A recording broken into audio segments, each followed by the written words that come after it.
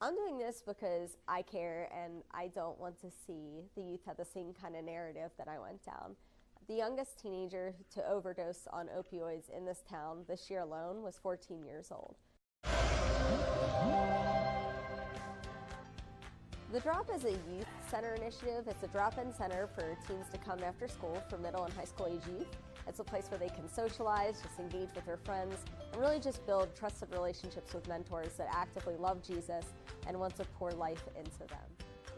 A place where they can come and just be themselves. We have pool tables, foosball, ping pong, Xbox games, food, but most importantly of all, it's an atmosphere where they're safe.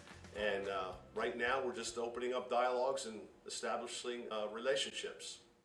I think the one thing that makes the difference in a child's life is to have, they know that they have people or they have a person that believes in them. And a lot of these youth don't have that. And it's sad. But I think that the community center could be a very important part of a child or a young adult's life, that they have that support. I have a real burden for this community. I've had a burden all my life. Right now I'm an ordained pastor. Professionally, I've been a salesperson for many, many years, owned and operated a health club for 14 years, and just really been entrenched in the community. I'm a licensed master social worker. I'm also currently an MDiv student. I've worked in the drug and alcohol field as a therapist for a little while. I've also worked with youth and behavioral health at Kids Peace, so I've done technical work as well as more clinical work. Like a lot of the youth that come and congregate here in the park, I used to be one of them. I used to be actually one of the ones who used to be here and not get into such good things. Ended up actually coming to know the Lord through a local prison ministry, Life Abundant. My dad being a state trooper, I was in that household knowing what was right and what was wrong. Did I rebel? Absolutely. But now I see, for the common good of this community, we need to reach out to the young adults to keep them from making any bad decisions in life. With the opioid epidemic going on, we want to try and deter them from even thinking about going that route.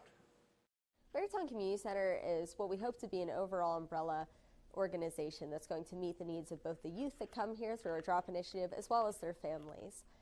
We hope to be able to refer families to services and different referrals they may need in the county, as we can see that a lot of the issues that are surrounding these teens, it's a lot bigger than just them. We always like to embrace creativity and arts wherever we can here. So far, we've already been able to connect pretty well with a few different teens. We were even able to raise a prior GoFundMe campaign to take one of the teens to an Eagles game, something he's always wanted to do, and that was really great. We've also had a few of our teens come to church events with us, and ideally we would just love to see these kids come to know the love of the Lord Jesus Christ. The borough has been tremendous with their support. They are gifting us this building. We're paying a minimal fee to be here.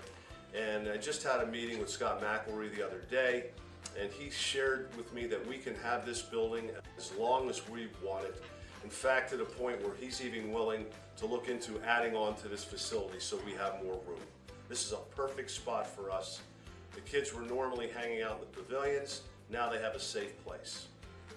The vision moving forward would be that we not only can have a safe place for the young adults here, but also to connect them to a church body, connect them to maybe a workforce, job situations. Right now our support is coming from private donors, from businesses, from faith-based organizations. What we need to accomplish this whole mission would be not only your prayers, volunteers are very, very important. We need volunteers. And obviously we need you to consider prayerfully, financially supporting us. We would hope you would consider donating $25 or more to help us with this cause to reach the youth in this community, because together we can really make a difference, helping one young adult at a time to make this community better and safer.